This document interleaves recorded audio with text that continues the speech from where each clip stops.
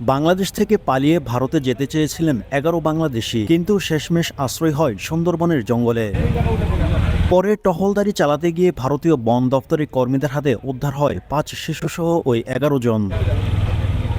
শিশু ছাড়াও তাদের মধ্যে 5 নারী ও 1 পুরুষ রয়েছেন। বেআইনিভাবে ভারতে প্রবেশের দিয়ে তাদের আলিপুর আদালতে তোলা হয়। ভারতীয় সংবাদ মাধ্যম বলছে ওই 11 বাংলাদেশি সকলের বাড়ি বাংলাদেশের খুলনায়।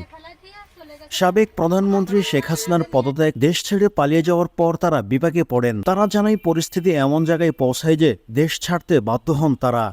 টিম টিআরসি হৃদয়ে ধারণ করে বাংলাদেশ।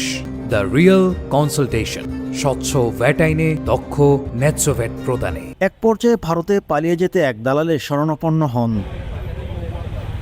এদিকে গ্রেপ্তার হওয়া এক বাংলাদেশি নারীর অভিযোগ, দালালের সঙ্গে 45,000 টাকার চুক্তি হয়েছিল তাদের, কিন্তু সীমান্ত পার করে নিয়ে এসে দালাল তাদের জঙ্গলে ফেলে দিয়ে পালিয়ে যায়। শেষ পর্যন্ত টহলদারির সময় বন দপ্তরের কর্মীদের নজর পড়েন তারা।